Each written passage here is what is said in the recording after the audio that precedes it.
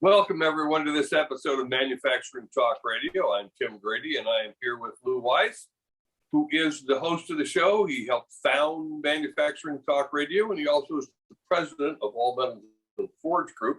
If you're looking for industrial forgings, open die, seamless rolled rings, check that out at steelforge.com. Joining us today is Terry Iverson, Iverson and Company. Terry is going to talk, and he put it very interesting in a pre-show conversation that we had. He's not going to talk about his company as much as his cause. And so, Terry, welcome to the show, and we look forward to this conversation. Thank you, Tim. Thank you, Lou. I appreciate the opportunity to speak with you again. It's been 3 years. What's happened? Oh, wow. Let's jump right in. A lot has happened in 3 years in the world and with our organization too. I can jump in and rattle it off, or we can, you tell me where you want to go. Hey, Terry, give us a feel. You froze, Tim. The ChampionNOW. I'm sorry, could you repeat that, Tim? Sure. Why don't we talk about Iverson and Company, because that's a company you took over from your father. And so it's a family-owned business. It's now in a new generation. And then we'll jump into your cause, ChampionNOW. That sounds great. That probably gives a better backdrop to start with. So Iverson and Company is a machine tool distributor and rebuilder and service provider. This is our 92nd year. We just finished our 91st and entered into our 92nd year. And it was my grandfather that started it back in 1931. My dad ran it from he got involved in the late 50s and carried through probably the late 90s. And then I started in 1980, and then unofficially took over the helm in about 87, 88, and then officially took over in 99. And so this is approximately my 42nd year. And unfortunately, my dad just passed in last August, and we just named a educational scholarship for manufacturing in his honor. Very neat, very neat. Actually, we may want to talk about that at some point down the road with you. So thank you. Thank you for that. So how did ChampionNOW come into existence? Okay, well, basically in about the mid 90s, I did a deep dive, so to speak, into technical education. And so I was involved in a lot of, technical colleges, community colleges, then high schools, talking about manufacturing. Obviously, my whole life and my family's life has been manufacturing. And there's two national boards I served on. One was down in Florida for about 9 or 10 years called FLATE, with Marilyn Barger and Richard. And then the other one was Brian Albrecht from Gateway Technical College invited me to serve on the CTE Education Foundation in Washington, D.C. So for about a year, I was, every few months going back and forth from Washington. And I thought, you know what, it'd be a shame for me not to, figure a way to promote manufacturing with something clever. And so Champion, on the plane, on a napkin, literally, I started jotting initials down, change how manufacturing's perceived. And then all of a sudden Champ, came up as, just insert the A, which could have been advanced or American. I chose American manufacturing. And then in our nation, so change how American manufacturing is perceived in our nation. And the now component of it is to change and do something about the perception of manufacturing. And I might add that your book, ChampionNOW, is available on Amazon. And, it's actually called Finding America's Greatest Champion. And the term champion is a play on ChampionNOW, obviously, of course.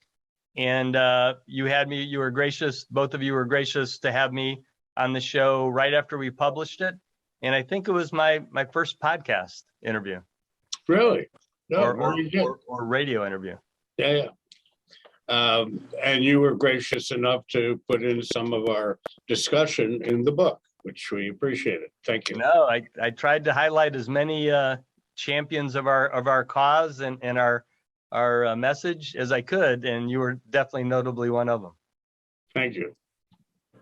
So Terry, what are the goals of Champion Now?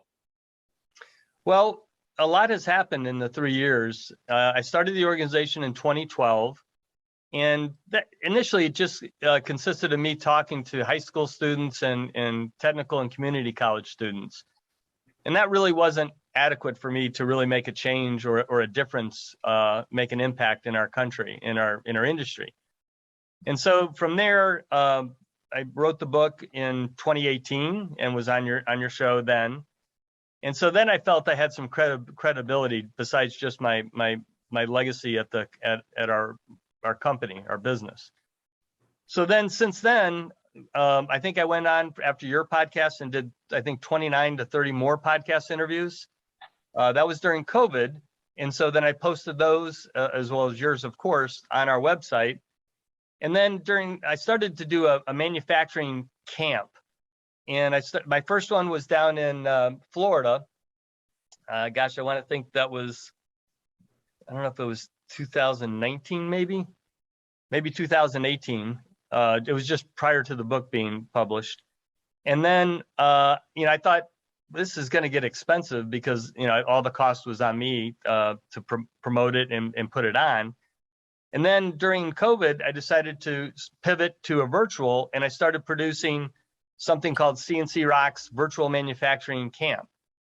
So we have videos that we do on a subscription basis. It's currently about 22 videos that are about 4.5 hours in length.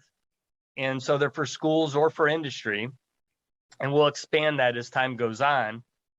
Then we also introduced, we have a Roku channel where when people join Champion Now, industry members can join Champion Now for a subscription. And they can post on a Roku channel the videos about their company.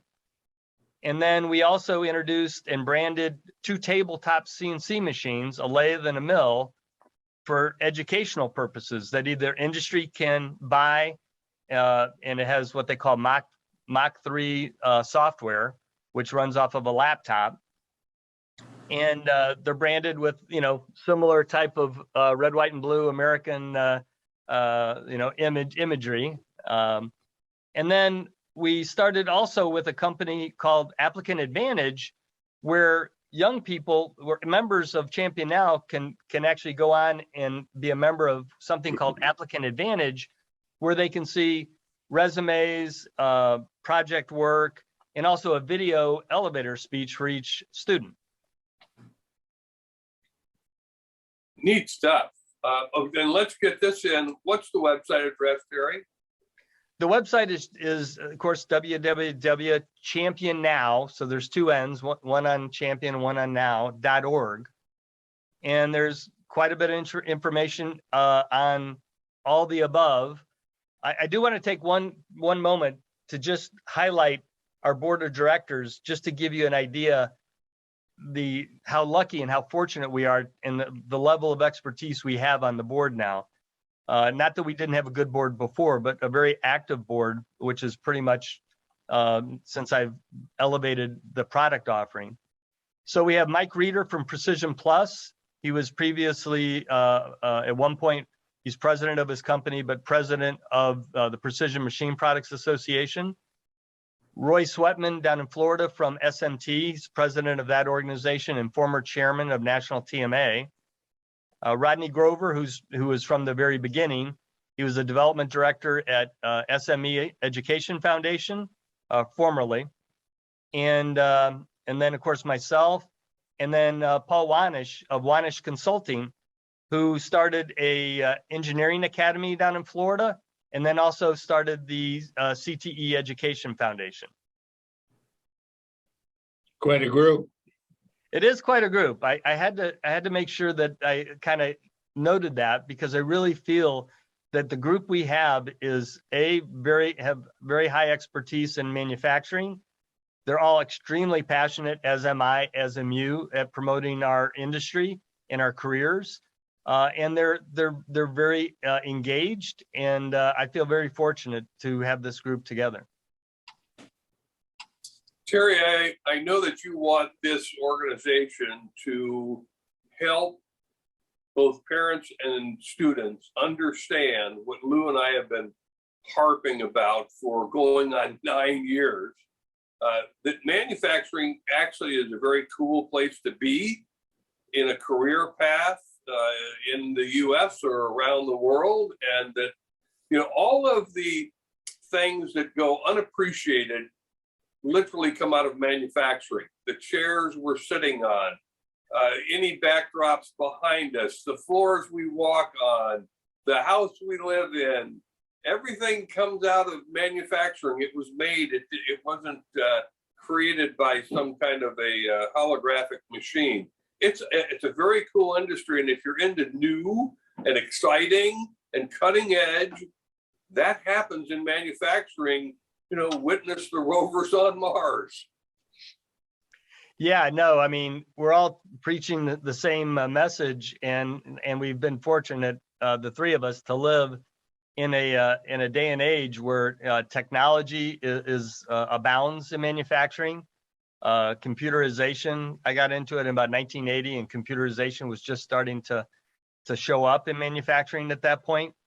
So it is extremely exciting, and there's a lot of things a lot of offering. And there's, you know, I tell all the young people that I speak to that, you know, when you have one ticket to an event, you know, a sporting event or whatever, and you have thousands of people looking for that one ticket, the cost and the value of that ticket goes up. Simple supply and demand. In our situation in this country, we don't have as many applicants and as many people in our industry, in our workforce, as we'd like, and all of us are looking for the next employee, the next leader. And so our salaries are going up, and what we can offer is going up. In addition to that, I would like to point out that many of us pay for education for our new employees, because many times they'll come and find out about manufacturing, but not necessarily be prepared from a skill standpoint. So many times myself and others in our industry will pay for either night school or, you know, possibly a work educational operation, you know, dual type of situation. And so there's just a lot of things to be excited about. One of the things that Tim and I, now I've been in manufacturing over a half a century, going on the second half of the century. And one of the things that Tim and I come up with, and apparently it was quite obvious, but maybe not so, and that was that during the last X number of decades, parents were very inclined to have their kids get a college degree.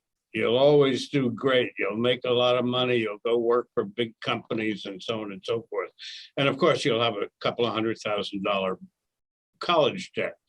So one of the things that we picked up on is that maybe the kids should be looking at manufacturing, because one, you don't have debt.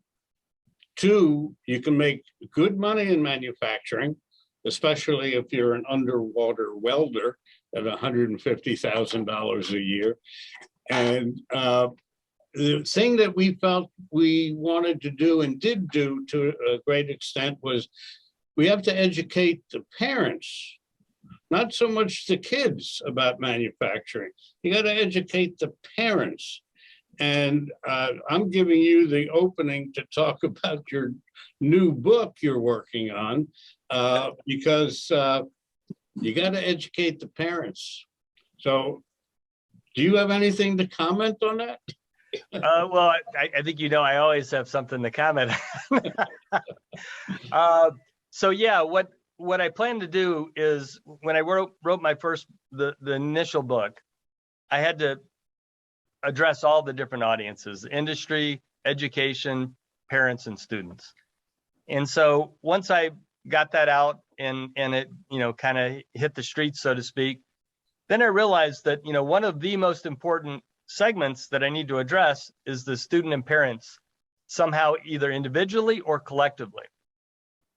So the concept on the book I'm working on now is to use some old content and additional new content, and then divide a book into two sections. Half of it would be to students and half of it would be to parents. And the concept is that we would have literally the book divided into two, where they meet in the middle, the parents and the students meet in the middle, which is an interesting metaphor in itself. And the front would read for the students, front to middle, and then have one cover. And on the back would be a different cover for the parents, and they would be inverted, 180 degrees.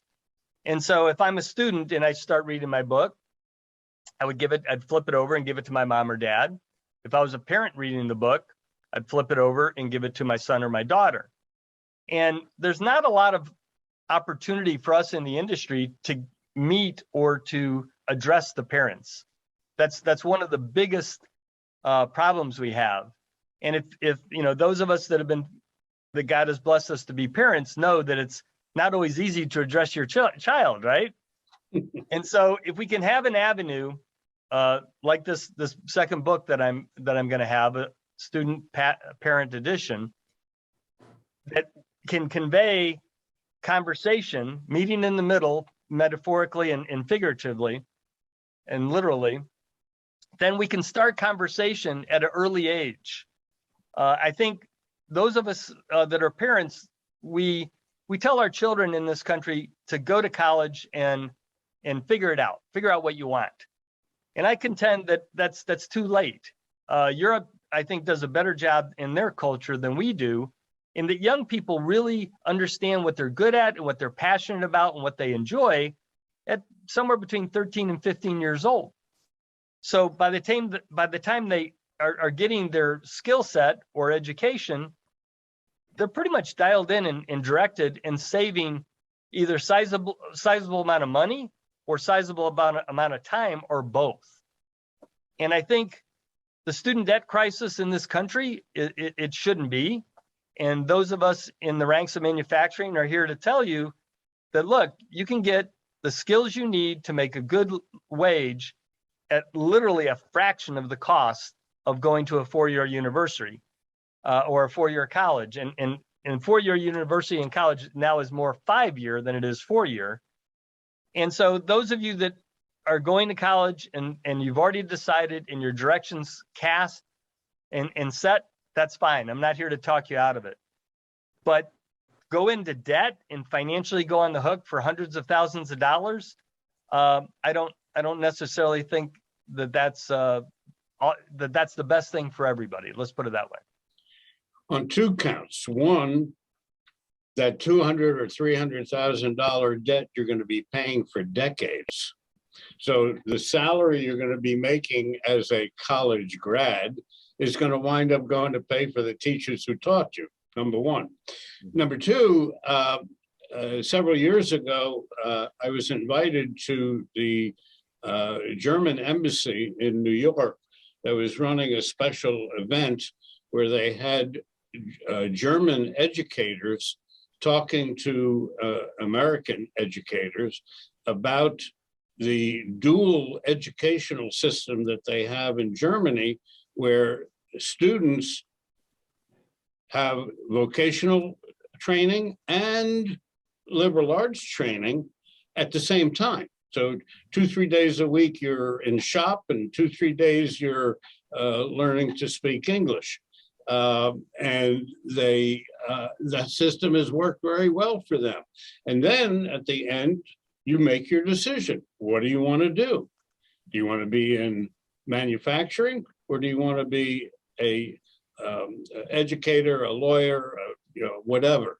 And I found it very interesting, and it's been working for them for decades. In this country, if we had an educational system, we do have one, I'm sorry. If we had a different one or a better one, we might not have the problem that you're talking about. Yeah, Lou, I couldn't agree more. I the way, I mean, there's many facets to that comment. One is the way we teach and the way we learn. I was an AP student in high school, so I understood and felt that I was bright enough to follow. My attention span was just too short. And so I didn't learn the way I was being taught. Now, this is before computers, as you can well imagine. But the way they were teaching and the way I learned were not, didn't coincide. But the market has changed. And I don't fault parents for thinking that they mean well. And, getting a college degree, when I was a young person, yes, that absolutely was, the key to success or the path to success. But there's more than just that one path. And when you look at the numbers and all the research I've done, there's only about 13% of our children are going to college, getting all the way through, getting a degree, and wait for it, using that degree in their profession. That's only about 13% of our youth. So the question is to parents is, are you in the 87%? And you just don't know it. And so at least be aware and make a conscious decision for you as a parent and your child. And you could have multiple children and there'll be different solutions for each one of them. I think that's an extremely important point about the 13%, because the parents who are paying the tab, if they knew that there's only basically a 1 in 10 chance that this kid is going to earn income as a result of his college education, they might think twice about promoting. Well, I think parents, this is how I felt as a parent. I've worked hard, and a lot of parents feel this way. So I'd like to make this point, is that I worked hard my whole career and saved money for my children. And they feel like, well, I've got to put that somewhere for them. And you know what? One of the things that people don't realize is that manufacturing has a very entrepreneurial element as well that we never talk about. Young people that start their own shops, young people that start their own products and companies. And so, it's very possible that, if you saved all this money for your child, if you're in that category, well, maybe you pay for the 2-year degree, vocational or otherwise, or skill set. But then you also put money aside for them to either, put a down payment on a house or start their own company or kickstart a product or an idea. So just because, you've saved all this money doesn't necessarily mean that it has to go to just one type of path to success. There's an interesting company, I don't know if you're familiar with them, it's called Virtual and Entrepreneurial International. And they put together a training program that high schools buy the program.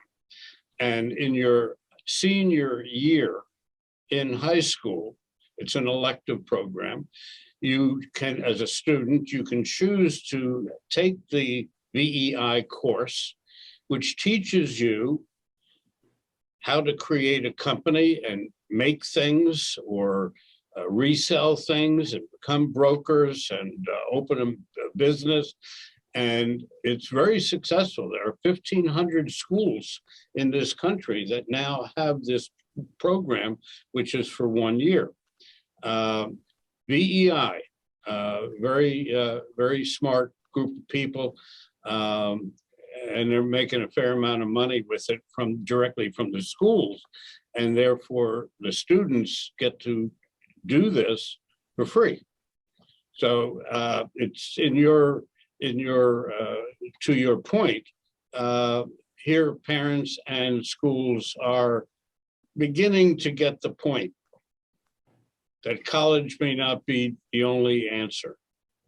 Well, I think one of the other numbers that I researched for my second book when I was working on it recently is the cost of college in 1977, 1980, when I was coming out of high school, being X, that the college tuition, has increased 1,400% since then.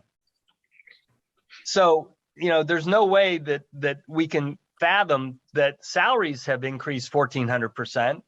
in terms of what, you could earn in 1977 or 1980 compared to now.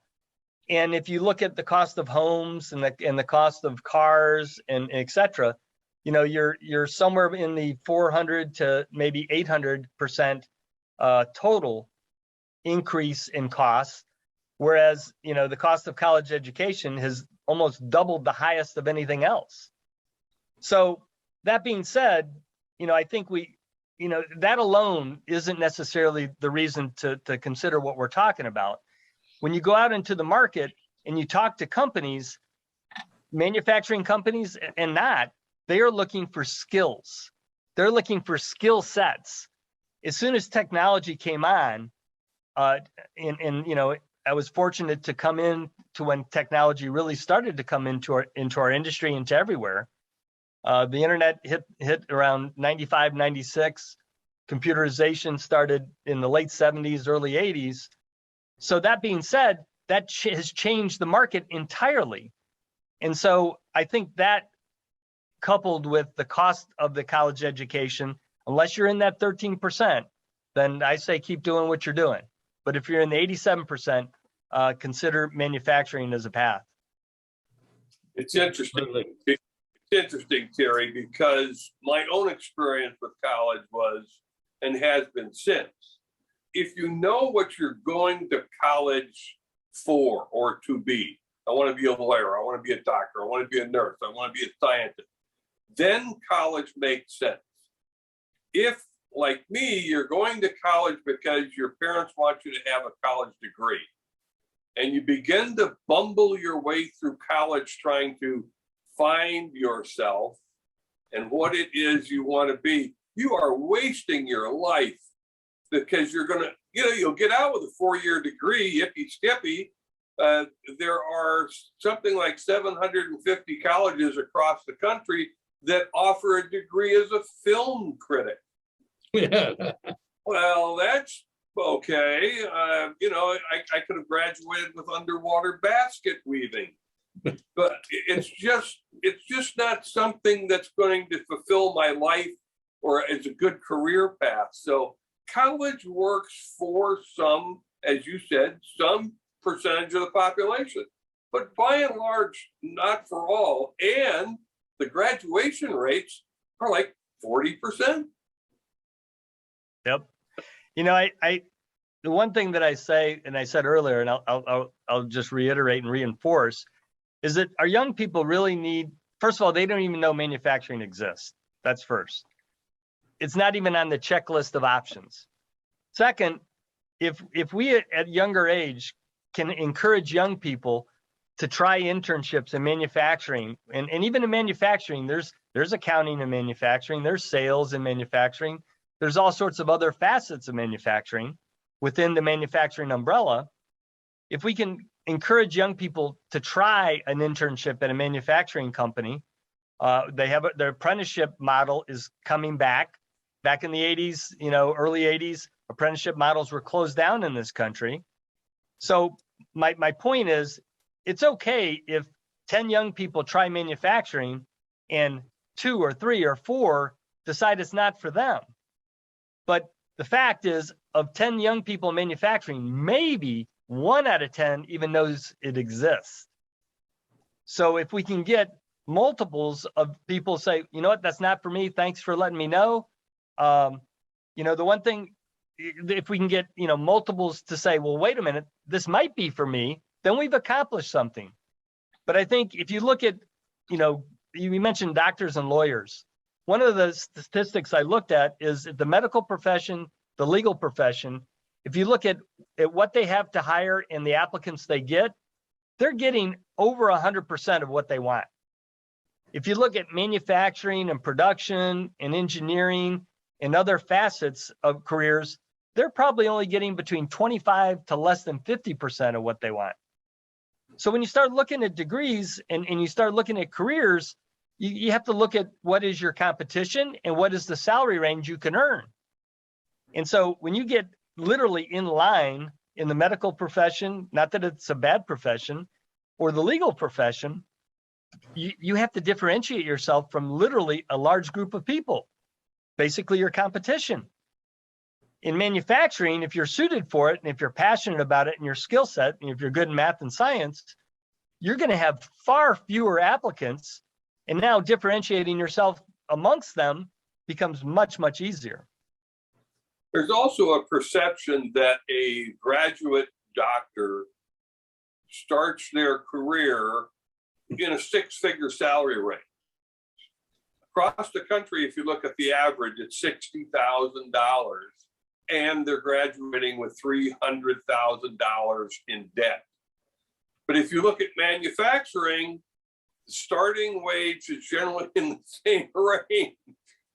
So, you know, unless you really, really want to be a physician, it might not be the best investment of your time. What? It's more myth than reality. Right. One Yes. One interview I did recently, Lou and Tim, for the second book, was a young person who knew nothing about manufacturing. His high school had a really good manufacturing program. He didn't even know that. He wasn't aware of that. And somehow by accident, he made his way into manufacturing and got married at a young age. And in 9 years' time from graduation, he had become the plant manager. You know, stories like that, you know, don't get out enough. And that's one of the stories I want to highlight in my new book, is explain that, you know, it doesn't matter if you're valedictorian, it doesn't matter if you're a student that, you know, struggled. If you have the passion and the aptitude and the work ethic, you can be successful in manufacturing. Those people that have been around and have the tribal knowledge for 40 years, like, you know, the three of us, 40 years plus, Lou, 50 years, we want to pass this tribal knowledge to the next generation, but, you know, we got to have someone show up to be able to pass it on too. Right. Well, Terry, you make an interesting point. There's a group of people like you and I, and probably Lou, who have a tendency to have a short attention span. And I'm sure if I were in high school today, they would label me as either ADHD or ADD. You know, they would stamp something on my forehead. I assumed you were. Yeah, that's right. Well, I still have the same attention span, but what you discover in those students, and particularly, by the way, students who are on the autism scale, and they have some degree of autism, is that they are incredibly bright individuals.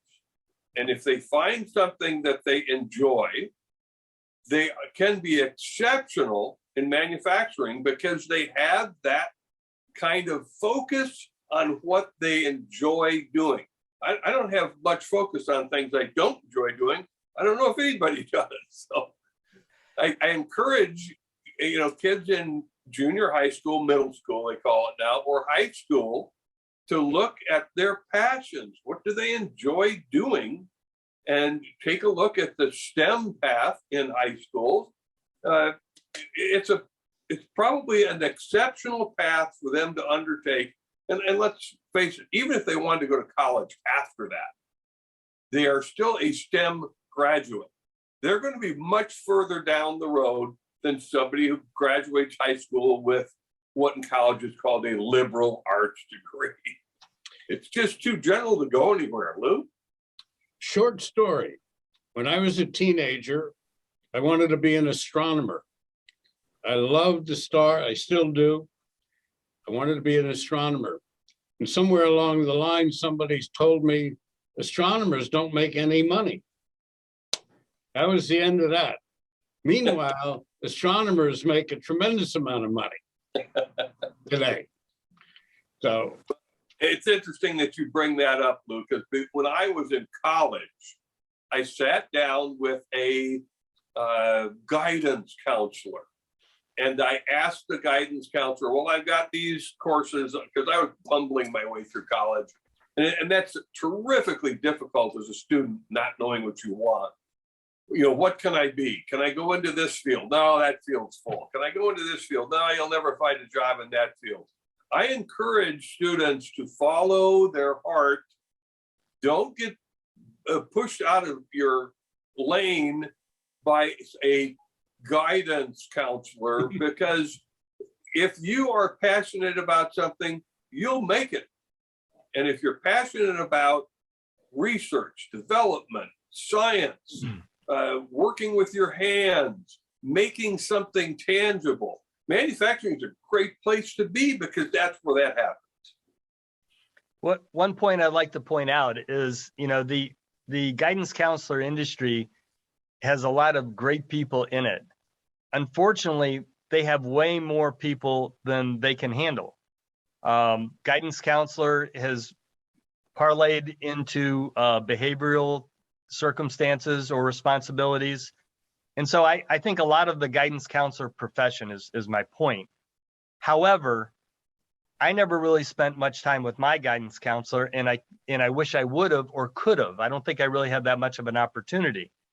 But you know what? All these young people, they have the internet, they have YouTube. There's nothing you can't learn about our profession, about manufacturing, about careers, about salaries. You have everything you need. You just have to look it up. You have to Google search it and listen and watch. And you have the ability, yes, if you can get to your guidance counselor and take that information and discuss that with them, then so be it. But if for whatever reason you don't have as the access you would like, you have the ability on your own too to figure it out. This is true. This is true. Oh, the knowledge of mankind is just a click away. Yeah, it's really fascinating. Well, Terry, we appreciate you joining us on this episode of Manufacturing Talk Radio. We could talk about this for hours on end, because we all love manufacturing. We love what we see it can do for people's lives. The United States was built on manufacturing. That was always a good, solid career path. From 1900 through probably about 1970, your father had a job in manufacturing, your grandfather had a job in manufacturing. You were almost guaranteed a job in manufacturing. They're great career paths. So we appreciate you joining us. We're looking forward to your second book when it hits the stands.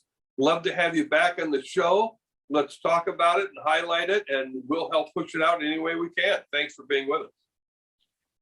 Well, it's awesome to talk to you guys, and you guys have been big supporters, and I can't thank you enough for the opportunity for us to spread the word together.